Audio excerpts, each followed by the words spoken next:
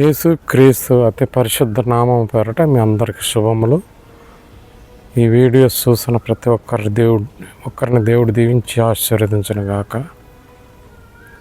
నా ఛానల్ని సబ్స్క్రైబ్ చేసిన వారందరికీ నా వందనాలు.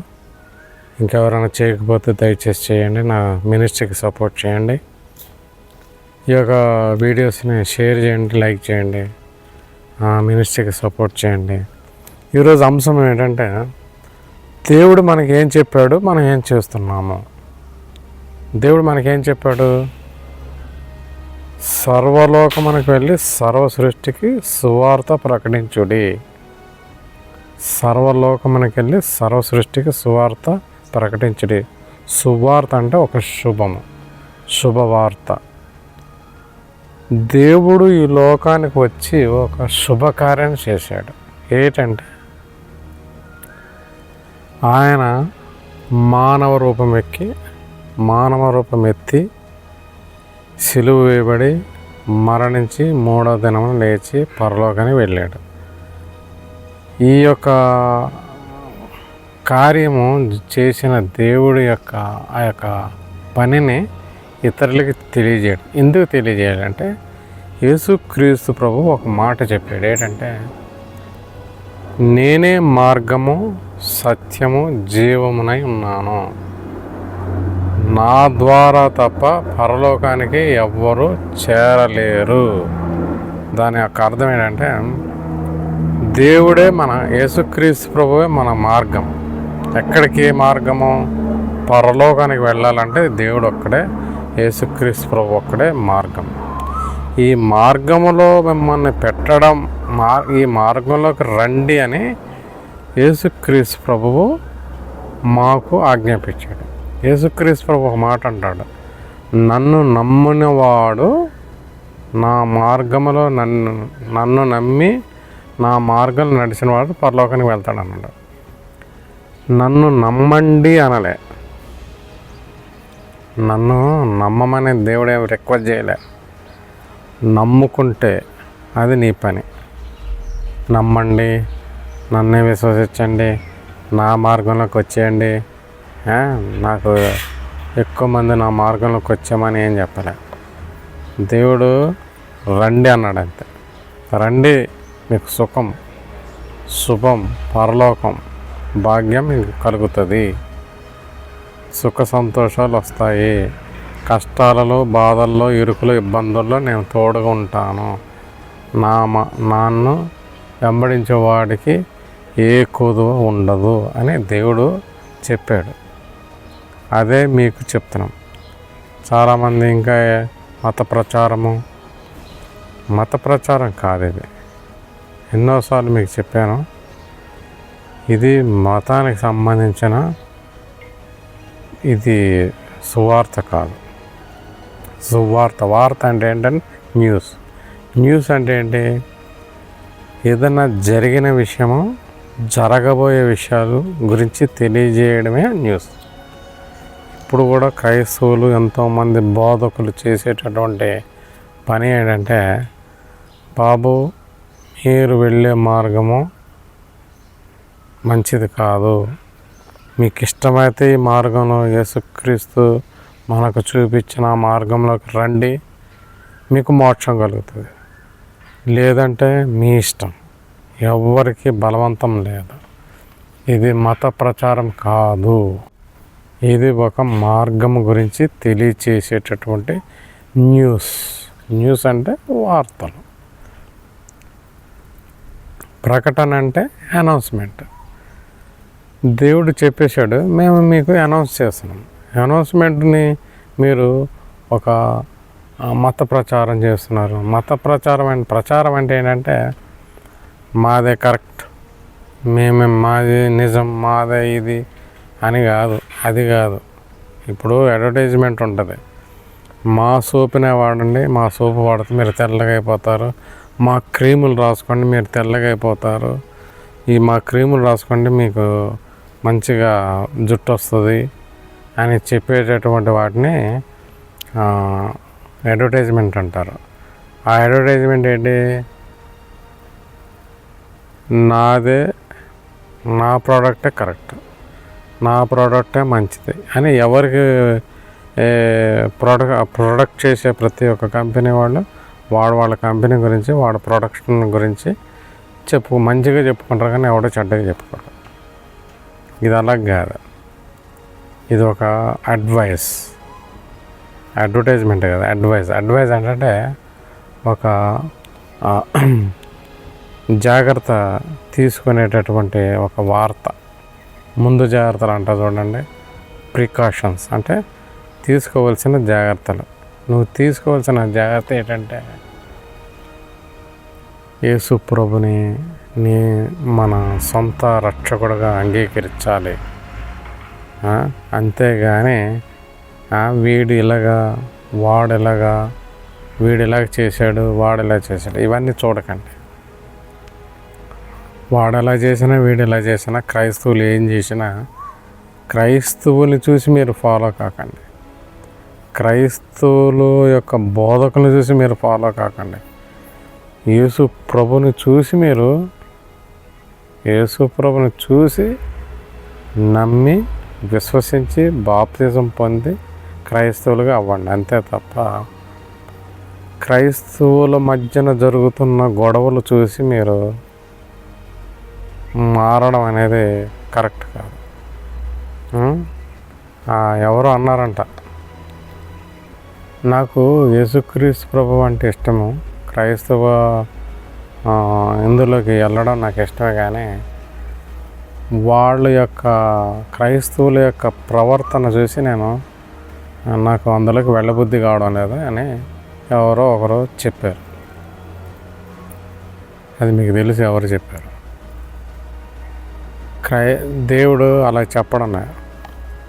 దేవుడు ఏం చెప్తున్నాడంటే నన్ను చూసి మీరు దేవుని నమ్మండి. యేసుప్రభు నమ్మడం అంటే యేసుప్రభుని చూసి విశ్వసించి యేసుక్రీస్తుని అంగీకరిస్తే అది కరెక్ట్. అంతేగాని నన్ను చూసి మీరు అంగీకరించడము, నేను చేసేటటువంటి బోధలు చూసి మీరు అంగీకరించడం కాదు. అది మీ హృదయంలో రావాలి.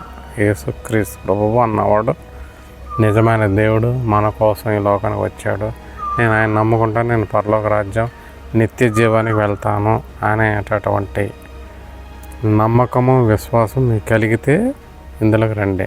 అంతేగాని నన్ను చూసి, నా పేరు డేవిడ్ని చూసి మీరు యేసు ప్రభువు నమ్మడం కాదు.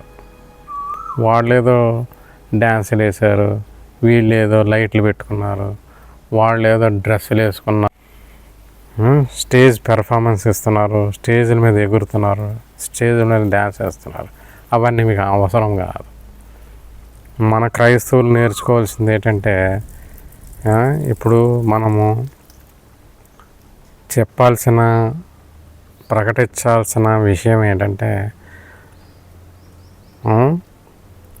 స్టేజ్ల మీద లైట్లు పెట్టుకొని పెర్ఫార్మెన్స్ ఇస్తున్నారని చెప్పడం కాదు, స్టేజ్ల మీద డ్యాన్స్లు వేస్తున్నారని చెప్పడం కాదు, స్టేజ్ మీద ఎగురుతున్నారని చెప్పడం కాదు. ఇప్పుడు చెప్పవలసిన ముఖ్యమైన వార్త ఏంటంటే ఈ లోకంలో రాబోయేటటువంటి భయంకరమైన ఇదేంటంటే దొంగ బోధకులు వచ్చి మీ గొర్రెని దొంగిలిస్తాడని దేవుడు చెప్పాడు. ఆ యొక్క దొంగ బోధకుల నుండి మనం తప్పించే బాధ్యత మనకి. దొంగ బోధకులు అంటే ఏంటంటే వాడి మీద విమర్శించుకుంటా, వీడిలాగా మళ్ళా ఈ చర్చెస్లో ఇలాంటి గొడవలు, రాజకీయాలు, సెక్రటరీ, ప్రెసిడెంట్, ఇలాగా ఎలక్షన్స్ గొడవ, ఇవి కాదు మనకు కావాల్సినవి. మనకు కావాల్సింది సరైన సువార్త ప్రకటింపబడుతుందా లేదా. ఈ మధ్యనే దేవుని వాక్యం వాడుకొనే చాలామంది తప్పు మార్గాన్ని మిమ్మల్ని తీసుకెళ్ళి మిమ్మల్ని దేవుడికి దూరం చేసేస్తున్నారు. ఇలాంటి వారి నుంచి అంటే వీళ్ళు ఎలాగ కనబడతారు అంటే దేవుడు చెప్పాడు, ఏమని చెప్పాడంటే వీరు ఎలా కనబడతారంటే గొర్రె తోలు వేసుకున్న తోడేళ్ళు, అంటే లోపల వుల్ఫ్. తోడేళ్ళు అంటే ఇంగ్లీష్లో వుల్ఫ్ అంటారు. చాలా ప్రమాదకరమైన వైల్డ్ యానిమల్ అది. అటువంటి తోడేళ్ళు అంటే వుల్ఫ్ లోపల వాళ్ళు వుల్ఫ్లు, వాళ్ళు తోడేళ్ళు, కానీ పైన మాత్రం గొర్రెలు. అంటే ఎంతో అమాయకంగా, ఎంతో వినయంగా, ఎంతో ఒబీడియంట్గా, దేవుని యందు భయభక్తులు కలిగి నడుచుకుంటున్నట్టుగా, వాడంత భక్తులు, వాడంత పరిశుద్ధులు, వాడంత నీతిపరులు ప్రపంచంలో ఎవరు లేరు అన్నటటువంటి ఆలోచన వచ్చేటటువంటి ఆలోచన మీ బ్రెయిన్లో పెట్టేస్తారు. పెట్టేసరికి వాడు ఏది చెప్తే అది మీకు చాలా బాగుంటుంది, తీయగా ఉంటుంది. మాలాంటి వాళ్ళు చెప్తే తీయగా ఉండదు, చేదుగా ఉంటుంది. ఎందుకంటే తీయటి ప్రసంగాలు మనకు కావాలి. అంటే వాడికి అనుగుణమైన వాడు ఏదన్నా జీవితంలో అన్నీ చేసేయచ్చు, అన్నీ తినేయచ్చు, ప్రసాదం తినేయచ్చు, వాడితో వీళ్ళతో కలిపి వాళ్ళు ఏదంటే అది అనేయచ్చు, వాళ్ళు చేసుకునే విషయాలు వీళ్ళు చేసుకోవచ్చు, పూజ చేసి నేను తినేయచ్చు, ఏం కాదు, దేవుడు ఏమో దాని గురించి ఏం పట్టించుకోవడానికి అంటున్నారు. దేవుని ఆజ్ఞ ఏంటి? పూజ చేసి తినొద్దన్నాడు, ప్రసాదాలు తీసుకోవద్దన్నాడు, విగ్రహారాధన చేయొద్దన్నాడు. మీరు ఏదైనా చేసే దానికి మీరు అంగీకరించినట్టే. అలా చేస్తే మీరు దానితో అంగీకరించినట్టే, విగ్రహారాధనకి అంగీకరించినట్టే, అన్ని దేవతల్ని మీరు అంగీకరించినట్టే అయిపోతుంది. కాబట్టి దేవుడు ఏం చెప్పాడో అది చేయండి. సువార్త ప్రకటించమంటే మీరు ప్రసాదాలు తినొచ్చా? దేవుడు సువార్త ప్రకటించండి అని చెప్పినాక మరలా మనము ఇతరుల గురించి మాట్లాడకూడదు. తప్పులు, రకరకాల బుద్ధులు అందరికీ ఉంటాయి. ఎవరు రైటు, ఎవరిది రాంగు, ఎవరిది తప్పు, ఎవరిది పాపము అని చెప్పడానికి, జడ్జి చేయడానికి మనం అర్హులం కాదు. దేవుడు అందుకంటాడు తీర్పు తీర్చొద్దు, తీర్పు తీర్చబడుతుంది అంటాడు. అంటే దాని అర్థం ఏంటంటే తీర్పు మనం తీర్చే పని మన కాదు. మన పని దేవుడు ఒకటే పని చెప్పాడు, సువార్త ప్రకటించుడి, మనుషుల్ని శిష్యులుగా చేయండి, మనుషుల్ని రక్షణ మార్గంలో నడిపించండి అనేసి దేవుడు చెప్పాడు. దేవుడు చెప్పినట్టుగా చాలా తక్కువ మంది చేస్తున్నారు. మీరు ఎప్పుడన్నా ఎవరన్నా సరే మన క్రైస్తవ విశ్వాసులు ఎవరైనా ఉంటే, ఎడ్వర్డ్ విలియమ్స్ గారు చాలా గట్టిగా, కఠినంగా వాక్యం చెప్తాడు. కొంచెం ఆయన చెప్పినట్టుగా మనం వినాలి. ఎందుకంటే ఆయన బాధ అంటే ఏంటంటే క్రైస్తవులు విశ్వాసం అయిండు కూడా దేవుడు చెప్పిన ఆ వాక్యాన్ని సరిగ్గా చదవకుండా మనసులో వాడికి ఏది కలుగుతుందో అదే ఇతరులకు చెప్పేసి నువ్వు తప్పుదారిలో పడుకుంటూ వాడు తప్పుదారిలో పట్టిస్తూ నాశనానికి వెళ్ళిపోతా ఉన్నాడు. కాబట్టి ఇతరుల్ని విమర్శించడం మానేసేయండి. ఇప్పుడు ఎడ్వర్డ్ విలియమ్స్ ఇతరులను ఖండిస్తున్నాడంటే ఆయన పర్ఫెక్ట్గా ఉంటాడు, ఖచ్చితంగా ఉంటాడు. ఎవరన్నా పిలిచి నువ్వు ప్రసాదం తింటావా, ఈ మా కార్యక్రమంలో పాల్గొంటామంటే ఆయన సూటిగా చెప్తాడు, నేను చెయ్యను, నేను యేసుక్రీస్తు బిడ్డని ఆయన కరెక్ట్గా సూటిగా చెప్తాడు. అలాగా చెప్పగలిగేటటువంటి ధైర్యం మనకు ఉండాలి. వాడేమని అనుకుంటాడేమో. ప్రజల కోసం బ్రతకడం అనేది దేవునికి ఇష్టం లేదు. ఈ లోకంలో జీవించాలంటే ప్రజల కోసం జీవించకూడదు. సొసైటీ కోసం జీవిస్తే సెక్యులరిజం అయిపోతుంది. సెక్యులరిటీ అంటే ఏంటంటే వాడు ఏది చేస్తే మనం కూడా వాడితో పాటు చేసేయడం, వాడు ఏది తింటే మనం కూడా అదే తినేయడం, వాళ్ళు ఏది అంటే మనం కూడా అదే అనేయడం, ఇవన్నీ సెక్యులరిజం అన్నమాట. అంటే హిందువులతో పాటు హిందువులతో నువ్వు పండగలు పబ్బాలు చేసుకుంటావు, ముస్లిమ్స్ తోటి ముస్లిం పండగలు పబ్బాలు చేసుకుంటావు. ఇంకా నువ్వు చేసేది ఏముందాడ స్పెషాలిటీ? నీ రక్షణ ఏమైనట్టు? ఒక్కసారి రక్షింపబడ్డావు అంటే నువ్వు రక్షణ పొందకముందు ఏమైనా ప్రమాణం చేస్తావు? ఆ ప్రమాణాలన్నీ మర్చిపోయి నువ్వు వేరే దారి పడతావా? దేవుడి ముందు నువ్వు ప్రమాణం చేస్తున్నావు అంటే అదేనా సామాన్యమైన విషయమా? దేవుడు ఏమన్నాడు? ఇది కృపాయుగము, మనం ఏమన్నా చేసేయచ్చు. ఈ కృపాయుగంలో ఏ పాపం ఆల్రెడీ దేవుడు క్షమించేశాడు. క్షమాపణ అయిపోయింది, రక్తం చిందించేశాడు. మనం పాపం చేసిన ఏం కాదులే, ఆల్రెడీ క్షమింపబడ్డాయి పాపాలు అనేసి అనుకున్నావంటే నువ్వు చాలా పెద్ద డేంజర్లో ఉన్నట్టే. దేవుడు ఏమి అనడు. దేవుడు కృపగల దేవుడు, దయగల దేవుడు. మనం ఏం చేసినా ఏం కాదు. ఎందుకు అవుతుంది? దేవుడు మనకి స్వాతంత్రం ఇచ్చాడు, ఏమైనా చేసుకో, నేను మాత్రము నిన్ను అడ్డు పెట్టను అని అన్నాడు. కానీ దేవుడు ఒక మాట నీకు లిఖించి పెట్టాడు, how to lead your life. నీ జీవితాన్ని, నీ లైఫ్ని ఏ విధంగా లీడ్ చేయాలని అటువంటి ప్రతి ఒక్క అంశము బైబిల్లో రాసేసి ఉంది. దాన్ని చదువుకుంటూ నువ్వు లీడ్ చేయాలి లైఫ్ని. మీకు ఒకసారి చాలాసార్లు ఒక ఎగ్జాంపుల్ చెప్పేవాడిని. ఏదన్నా ఒక వస్తువుని వాడేటప్పుడు దాన్ని ఏమంటారంటే మాన్యువల్, అంటే యూజర్స్ గైడ్ అని ఉంటుంది, లేదా మాన్యువల్ అని ఉంటుంది.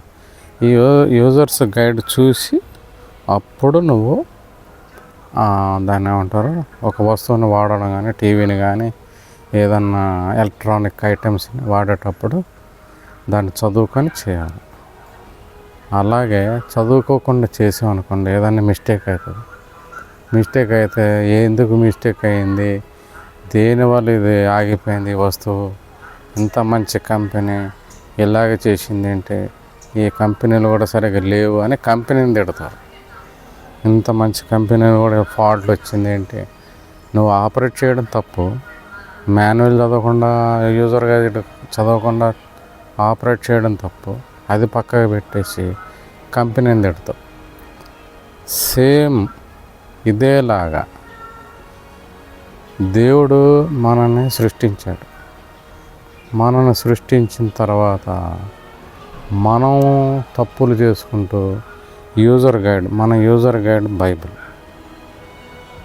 మనం యూజ్ చేయవలసిన, మన లైఫ్ని ఏ విధంగా లీడ్ చేయాలి, మన లైఫ్ని ఏ విధంగా నడిపించాలి అనేటటువంటి మార్గాన్ని చూపించేది బైబిల్.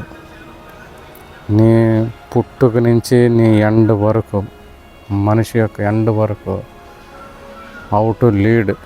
నీ జీవితం అంటే ఏదో ప్రజెంట్ జీవితం కాదు, ఎటర్నల్ లైఫ్ అంటారు చూడండి. జీవితాంతం వరకు నువ్వు బ్రతికి ఉండాలి. ఇప్పుడు పుట్టినప్పటి నుంచి మరణించి మరలా తిరిగి లేచి జీవితాంతం వరకు మరణం లేకుండా ఉండాలి అంటే దేవుని యొక్క వాక్యంలో ఎలాగా అది చెయ్యాలనేది, చెయ్యాలనేటువంటి ఎలా చేయాలా అనేటటువంటి ఆ యొక్క గైడ్ లైన్స్ అందులో ఉంటుంది బైబిల్లో. బైబిల్ చదువుకుంటూ మనం చేయాలి.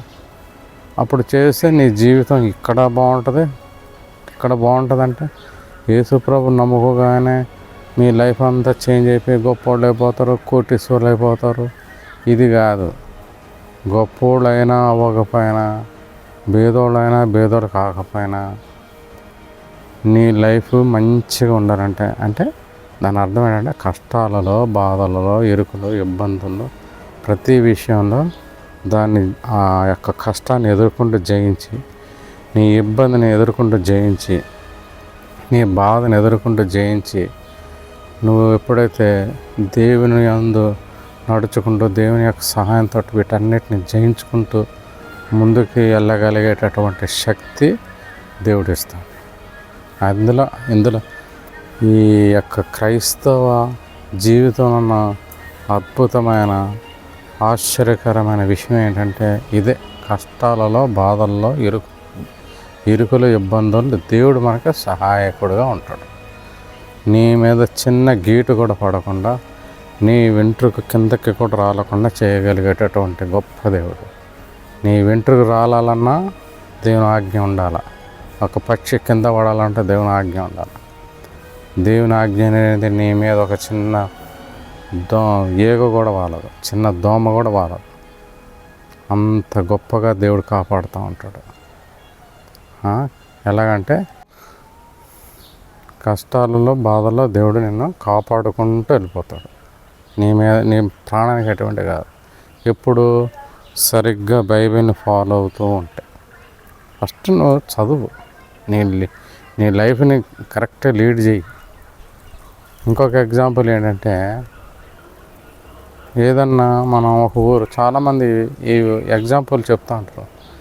ఏదైనా మనం ఒక ఊరు వెళ్ళాలి అంటే ఒక బస్సు కానీ ట్రైన్ కానీ ఆ ఊరికి వెళ్ళే బస్సే ఎక్కాలి. దాని మీద బోర్డు ఉంటుంది, ఆ బోర్డుని చూసుకొని ఎక్కాలి. కానీ అన్ని బస్సులు అన్నీ ఒకటేలాగా ఉంటాయి, అన్నీ రోడ్డు మీద వెళ్తాయి. కాబట్టి నేను ఏ బస్సు అని ఎక్కుతా? అదే రూట్లో బస్సు వెళ్తుంది కదా.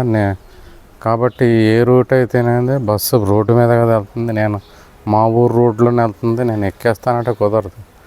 మీ ఊరు రోడ్లోనే ప్రయాణిస్తూ ఆ బోర్డు మీద ఉన్న పేరు వైపు తిరిగిపోతుంది బస్సు. అలాగే మన లైఫ్ కూడా కరెక్ట్గా ఏది పట్టుకొని మనము మన జీవితాన్ని సాగించాలంటే బైబిల్, యేసుక్రీస్తు ప్రభు. సండే స్కూల్ పిల్లలు పడతారు, యేసు నా డ్రైవర్, యేసు నా రైలు, నా ట్రైను, అదే యేసు నా డ్రైవర్ అని ఒక చిన్న పాట ఉంది. చిన్నప్పుడు మేము పాడేవాళ్ళం. యేసు నడిపించేటటువంటి ఆ యొక్క మార్గంలో నువ్వు వెళ్తే నీ గమ్యం దేవుని పాదాల దగ్గరికి వెళ్తుంది. ఇప్పుడు మనం ఇక్కడ ఉన్నాం, దేవుని పాదాల దగ్గరికి వెళ్ళి పరలోక భాగ్యాన్ని మనం పొందాలి అంటే దేవుడు అసలైన మార్గము, యేసుక్రీస్తు అసలైన మార్గము, నిజమైన మార్గము, సత్య మార్గము, జీవము గల నిత్య జీవము గల మార్గం. అంతేగాని ఏది పెడితే అది ఎక్కేస్తే నువ్వు ఇప్పుడు ఒక ట్రైన్ బొంబాయికి వెళ్తుంది, ఆ ట్రైన్ ఎక్కి నేను అన్ని పట్టాల మీద నడుస్తుంది, అన్నీ అటువైపు వెళ్తున్నాయి కదా, ఏ ట్రైన్ ఎక్కితే ఏందనేసి ఎక్కితే కరెక్ట్గా వెళ్తూ ఆ ట్రైన్కి సంబంధించిన గమ్యం వెళ్ళాల్సిన స్టేషన్కి టక్కన తిరిగిపోద్ది. నువ్వు వెళ్ళాల్సింది కలకత్తాకి వెళ్తే అది బొంబాయికి వెళ్ళిపోద్ది, నువ్వు బొంబాయికి వెళ్ళాల్సి వస్తే అది కలకత్తాకి తిరిగిపోద్ది. కాబట్టి కరెక్ట్ ట్రైన్ మనం పట్టుకొని ఎక్కాలి, కరెక్ట్ బస్సును పట్టుకొని మనం ఎక్కాలి. అన్నీ ఒకటే రోడ్లు వెళ్తున్నాయంటే కుదరదు. అన్నీ ఒకలా కనబడతాయి, కానీ వెళ్ళేది, మనం చేరేది ఎక్కడ చేరుకోవాలి అది మనం ఆలోచించాలి. క్రైస్తవుల బోధకులు చెప్పేదంతా ఇదే. బాబు మీరు వెళ్తున్న మార్గము దేవుడు అనే పేరు పెట్టుకుని వెళ్తున్నారు, కానీ అది ఏ దేవుడు? యేసుక్రీస్తు ప్రభువా లేకపోతే ఇంకా ఎవరన్నా? కాబట్టి దేవుడు అదొక డిజిగ్నేషన్. కానీ నిజమైన దేవుడు ఎవరో అనేది తెలుసుకోవాలి. నిజమైన దేవుడు యేసుక్రీస్తు ప్రభు దేవుడు, సజీవముల దేవుడు యేసుక్రీస్తు ప్రభు దేవుడు. ఆయనని మనం పట్టుకుంటే మన జీవితం బాగుంటుంది. జీవితం బాగుంది కదా అనేసి బాగుంటుంది కదా అనేసి ఏదో గొప్ప కోటీశ్వరులు అయిపోయి మనం విమానాల మీద కార్ల మీద తిరుగుతున్నాం కాదు. అది కాదు పాయింట్. ఈ వాక్యానికి ముందు నేను ఒకటి చెప్పాను చూడండి. యేసుక్రీస్తుని నమ్ముకోండి, నమ్మండి. యేసుక్రీస్తు ప్రభు దగ్గరికి పిలుస్తాడు, రండి నా దగ్గర రండి, నన్ను నమ్మండి అంటాడు. అంతే. నన్ను నమ్మేయండి, నన్ను తప్ప నన్నే నమ్మండి అనేసి దేవుడు మిమ్మల్ని రిక్వెస్ట్ చేయలే. నమ్ముకోండి, మీకు మంచి జరుగుతుంది. నమ్మకపోతే మీ ఇష్టం, కానీ బలవంతం మాత్రం చేయలే. ఎందుకు చేయలేదంటే దేవుడికి ఇష్టం లేదు. నువ్వు ఇష్టం లేకుండా దేవుడికి రావడం దేవుడికి ఇష్టం లేదు. దేవుడికి ఇష్టం ఏంటంటే నువ్వు నాశనం అయిపోకుండా ఉండడం దేవుడికి ఇష్టం. నువ్వు నాశనం అవ్వడం దేవుడికి ఇష్టం లేదు. నువ్వు దేవుడి దగ్గరికి రావడం దేవుడికి ఇష్టం. అటువంటి ప్రేమగల దేవుడి దగ్గరికి పిలుస్తుంటే మనం రాం. ఇప్పుడు రాకపోతే మీకేమవుతుంది అంటే ఫ్యూచర్లో మీరే ప్రాబ్లం అవుతుంది. ఆ ఫ్యూచర్లో వచ్చే ఆ యొక్క కష్టాన్ని, వేదన, బాధని మీరు గురి కాకుండా అందులో మీరు పడిపోకుండా ఉండడం కోసమే క్రైస్తవుల యొక్క బోధలు, క్రైస్తవ బోధకులు చేస్తున్న ఒక ప్రచారం, దీన్ని ప్రకటన ఇదే. దేవుడు చెప్పిన ఆ యొక్క రక్షణ మార్గాన్ని మీకు తెలియజేయడం, ప్రకటించడమే మా పని. వినేది వినకపోయేది అనేటువంటిది మీ ఇష్టం. వినడం అనేది మీ ఇష్టం, వినకపోవడం అనేది మీ ఇష్టం. వింటే నీకు లాభం, లేకపోతే నీకే నష్టం. కానీ క్రైస్తవ బోధకులకి ఏం నష్టం లేదు. నువ్వు మారినంత బోధకులకి లాభం లేదు. నువ్వు మారినంత మాత్రాన దేవుడికి లాభం లేదు. నువ్వు పోయినంత మాత్రాన దేవుడికి నష్టం లేదు. కాబట్టి దయచేసి నేను చెప్పేది ఏంటంటే దయచేసి నమ్మండి. ఒక్కసారి నమ్మినాక డౌట్లు క్రియేట్ చేసుకోకండి. ఇది నిజమా, ఇది కరెక్టా, అది కరెక్టా, అదే నువ్వు అవును అది అడిగే అవసరం, అధికారం నీకు లేదు, మనకు లేదు. మనకి ఏది కరెక్ట్ ఏది రైట్ అని అడిగే అధికారం లేదు. ఇది తింటే రైట్, అది తింటే తప్పు, అవన్నీ అడగకండి. మనం ఒకటే దేవుడిని అడుక్కోవాలి. ప్రభువా నన్ను కాపాడు, నీ రక్షణ మార్గం నేను నడవాలి. రెండవ రాకడప్పుడు నీ ముందు నేను ఉండాలి. రెండవ రాకడ దగ్గర పడుతుంది, జాగ్రత్తగా ఉండాలి. దేవుడి వాక్యాన్ని దీవించాలి. నెక్స్ట్ వీడియోలో ఇంకా కొన్ని మాటలు మీకు తెలియజేస్తాను. దయచేసి అంతవరకు సెలవు.